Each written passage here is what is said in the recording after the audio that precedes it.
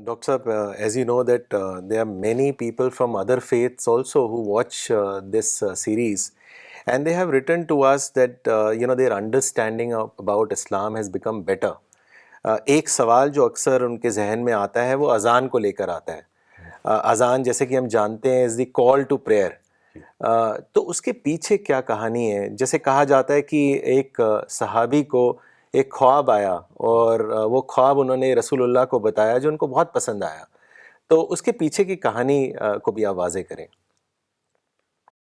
جب وہ مسجد بن گئی، مسجد نبوی، اور پروفٹ نے اب سوچا کہ یہاں نماز کا سلسلہ شروع کیا جائے، تو پروفٹ نے اپنے ساتھیوں کو بلایا، کہا کہ بتاؤ کہ کیسے ہم لوگوں کو بلائیں نماز کے لیے.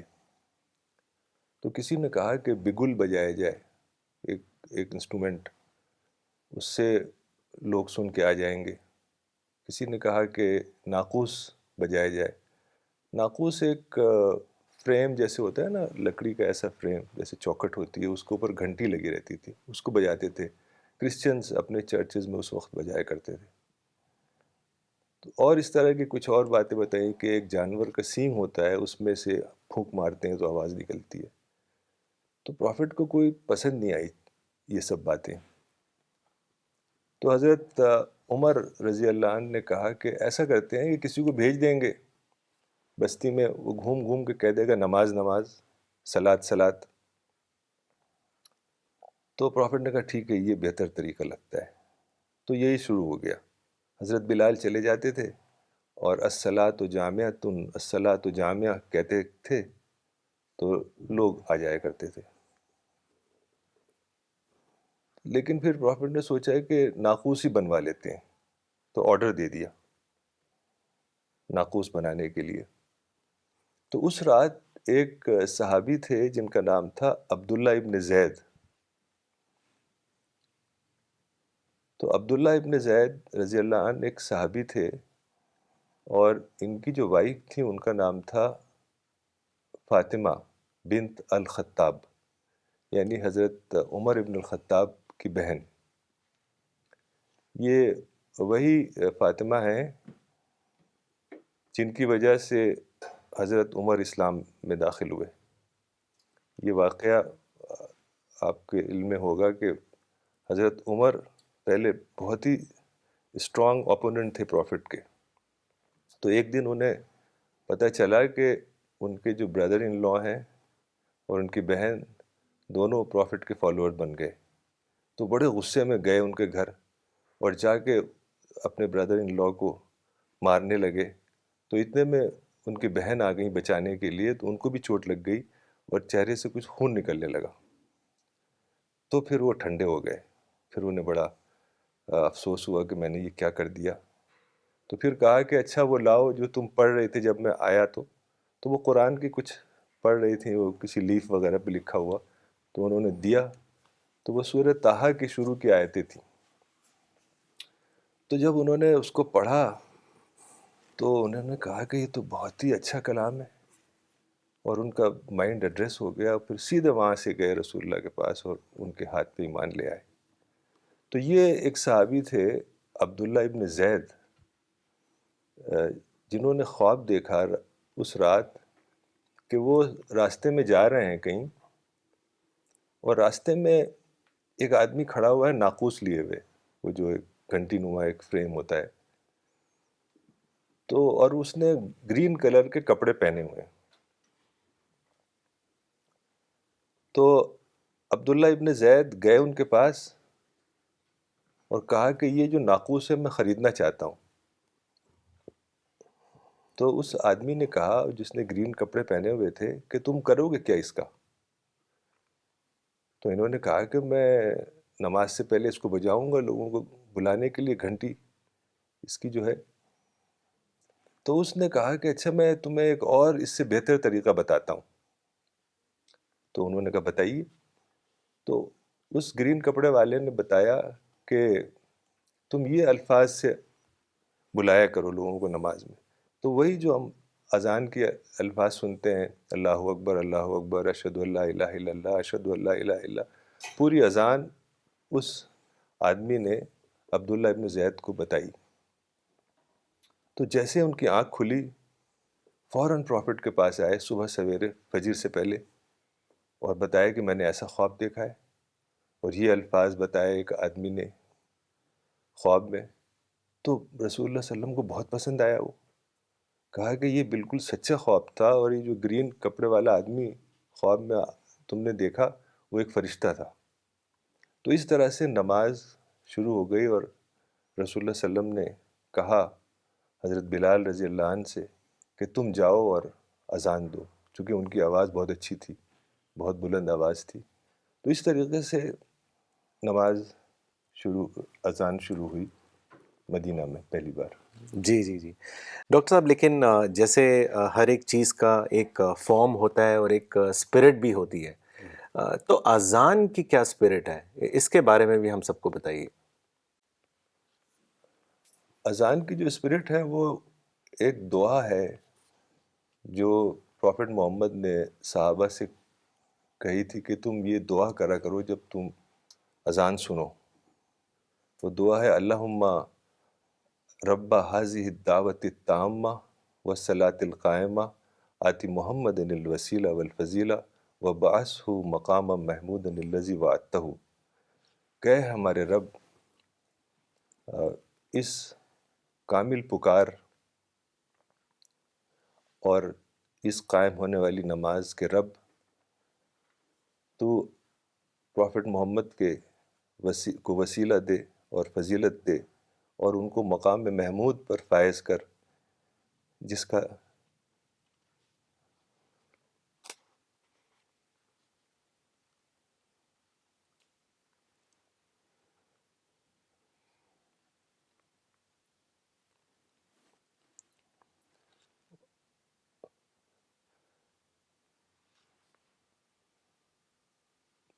تو انہیں مقام محمود پر فائز کر جس کا تو نے ان سے وعدہ کیا ہے. تو یہ جو دعا ہے یہ بڑی اہم ہے. اس کے دو بڑے نمایاں پہلو ہیں. ایک تو اذان کو اس میں الدعوت التامہ کہا گیا ہے، یعنی کمپلیٹ کال یا پرفیکٹ کال. تو ایک طریقے سے دیکھا جائے تو اذان جو ہے وہ ایک انیشیل کال فار دعویٰ ہے. حالانکہ دعوت تو ایک بہت ہی بڑا ڈسپلن ہے جس میں ہر انسان کو لگنا چاہیے اور وہ دوسرے لوگوں کے لیے خیر خواہی کا جذبہ ہونا چاہیے اور قرآن کا پیغام ان تک پہنچانا ان کا اپنا فرض سمجھنا چاہیے. لیکن یہ ایک انیشیل دعوت بھی ہے اذان، کہ اس سے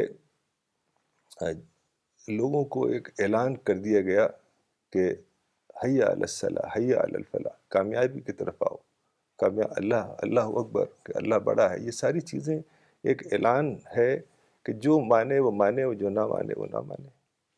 اور دوسری بات جو ہے، دوسرا پہلو جو ہے، جیسے میں نے کہا کہ اس میں پروفٹ محمد صلی اللہ علیہ وسلم نے خود صحابہ سے کہا تھا کہ یہ دعا کیا کرو. یعنی یہ دعا دراصل پروفٹ کے لیے دعا ہے کہ ان کے درجات بلند کر، ان کو فائز کر مقام محمود پر. تو یہ پروفٹ کے لیے دعا ہے. اب پروفٹ کے لیے دعا ہم کیوں کرتے ہیں؟ اس کی وجہ یہ ہے کہ ہمیں جو گائیڈنس ملی ہے، جو سچائی ملی ہے، وہ پروفٹ محمد صلی اللہ علیہ وسلم سے ملی ہے، صحابہ کے ذریعے ملی ہے. تو ہمارے دل سے دعا نکلتی ہے جس سے آپ کو ہدایت ملے گی. ظاہر ہے آپ کے اس کے لیے بڑے گہرے جذبات ہوں گے، دل سے دعائیں نکلیں گی. اب جیسے صلی اللہ علیہ وسلم ہے، اگر آپ صرف محمد کہہ دیں کہیں کسی گیدرنگ میں اور صلی اللہ علیہ وسلم نہ کہیں تو لوگ گھرنے لگیں گے. آپ کو یاد ہوگا مولانا کا ایک پروگرام تھا جی یو ایس میں، تو ایک آدمی اسٹیج پہ آ گیا، شور مچانے لگا کہ جی مولانا نے صلی اللہ علیہ وسلم نے کہا، محمد صرف کہہ دیا. بہت ہی شور مچایا کہ یہاں تک کہ پروگرام جی جی ابینڈن کرنا جی پڑا. تو یہ جو جوشیلے لوگ ہیں، ان سے اگر آپ پوچھیں کہ صلی اللہ علیہ وسلم کیا ہے تو وہ کچھ کہہ نہیں پائیں گے.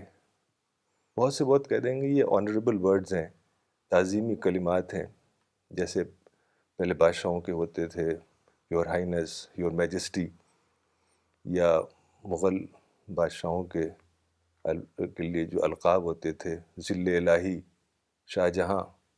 اب شاہ جہاں کوئی ان کا نام تھوڑی تھا، ان کا نام تو خرم تھا لیکن شاہ جہاں کے نام سے مشہور ہو گئے.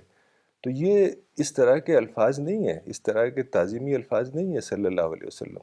صلی اللہ علیہ وسلم وہی ہے ایک دعا کہ اللہ تعالیٰ ان کے اوپر سلامتی بھیجے. چونکہ ہمارے جو دلی احساسات ہیں رسول اللہ صلی اللہ علیہ وسلم کے لیے اور صحابہ کے لیے یہ ہیں کہ ہمیں انہی کے تھرو گائیڈنس ملی ہے. تو یہی ہے اذان کی اصل اسپرٹ. جی جی بہت خوب ڈاکٹر صاحب. ڈاکٹر صاحب کئی روایتیں آتی ہیں، جیسے حضرت عمر نے فرمایا ایک بار کہ اگر میں مؤذن ہوتا تو میرا کام پورا ہو جاتا. میں رات کی عبادت کے لیے نہ اٹھنے کے لیے اور نہ دن میں روزہ رکھنے کی پرواہ کرتا. میں نے رسول اللہ کو یہ کہتے ہوئے سنا ہے کہ اے اللہ، اذان دینے والوں کی مغفرت فرما. حضرت علی نے بھی ایک بار فرمایا کہ مجھے اس بات پر بہت افسوس ہے کہ میں نے حسن اور حسین کے لیے رسول اللہ سے اذان کیوں نہیں مانگی. تو مؤذن کا رول بہت امپورٹنٹ رول ہے ڈاکٹر صاحب. اور اسلامک ہسٹری میں جیسے ابھی بھی آپ نے ذکر کیا، حضرت بلال پہلے مؤذن بنائے گئے. تو کیا کوالٹیز رسول اللہ نے دیکھا ان کے اندر کہ ان کو پہلا مؤذن بنایا گیا؟ اس کے بارے میں بتائیں. بلال، حضرت بلال رضی اللہ عنہ ایک سلیو تھے، ایک افریقن سلیو جو مکہ میں رہتے تھے. اور ایک مکہ میں ایک آدمی تھا امیہ ابن خلف جو کہ بہت ہی ظالم انسان تھا. وہ بلال، حضرت بلال کا ماسٹر تھا، آقا تھا. اور ابو جہل امیہ ابن خلف کا دوست تھا. تو جب حضرت بلال پروفٹ کو فالو کرنے لگے تو ابو جہل نے آ کے کہا امیہ ابن خلف سے کہ تم بلال کے اوپر سختی کرو، مارو پیٹو تاکہ وہ محمد کا ساتھ چھوڑ دے. تو امیہ ابن خلف نے یہی کیا، مارا پیٹا، لیکن بلال کے اوپر کوئی اثر نہیں ہوا، ٹس سے مس نہیں ہوئے وہ. تو اس نے کیا کیا، ایک دن ریت پہ، جلتی ہوئی ریت پہ لٹا دیا. صحرا میں یہ ہوتا ہے کہ جب سورج نکلتا ہے اور ریت تیز دھوپ ہوتی ہے تو ریت بالکل آگ کی طرح جلنے لگتی ہے. تو اس پہ لٹا کر بہت ہی بڑا پتھر رکھ دیا سینے پہ اور کہا کہ تم محمد کا انکار کرو ورنہ تم موت تک اسی حال میں پڑے رہو گے. لیکن بلال صرف کہتے رہے، احد احد احد احد، God is one, God is one, God is one. تو جب پروفٹ محمد کو پتہ چلا تو پروفٹ محمد صلی اللہ علیہ وسلم نے فوراً حضرت ابوبکر کو بھیجا جو کہ ایک مرچنٹ تھے. تو وہ آئے اور انہوں نے امیہ ابن خلف سے بات کی اور بلال کو خرید لیا. چونکہ اس زمانے میں سلیوری کا زمانہ تھا اور سلیوز خریدے جاتے تھے، اور پھر فری کر دیا حضرت بلال کو. تو اس کے بعد سے حضرت بلال پروفٹ کے ساتھ رہنے لگے اور بہت ہی زیادہ لائل اور کلوز کمپینین تھے حضرت بلال. ایک بار پروفٹ نے پوچھا حضرت بلال سے کہ تم نے وہ کون سا عمل کیا تھا جس کی وجہ سے تم مجھ سے پہلے ہی جنت میں پہنچ گئے، کہ میں نے تمہاری قدموں کی آہٹ جنت میں سنی، اپنے سے آگے، مجھ سے آگے ہی تھے تم، یعنی پہلے ہی پہنچ گئے تھے.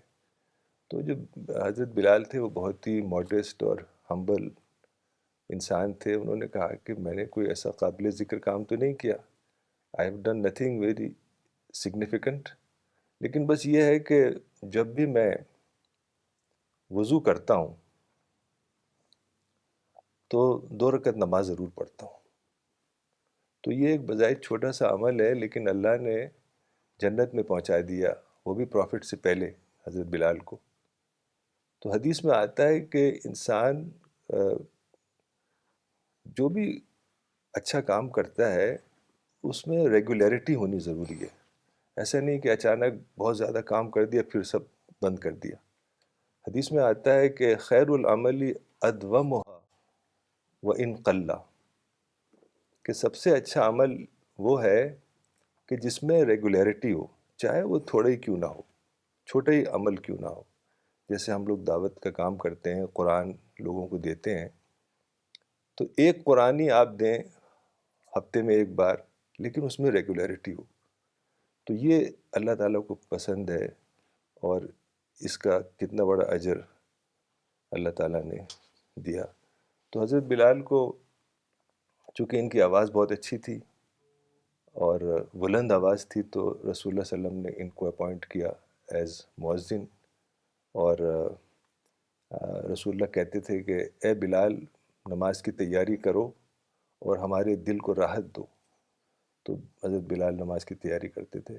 پھر جب حضرت بلال کا آخری وقت آیا, موت سے قریب, تو وہ ایک شعر پڑھتے تھے کہ غداً نلقی الاحبہ محمدًا و صحبہ, غداً نلقی الاحبہ محمدًا و صحبہ, کہ کل ہم ملیں گے اپنے دوستوں سے, اپنے محبوب دوستوں سے, اور محمد سے اور ان کے ساتھیوں سے. اس طریقے سے حضرت بلال کی باتیں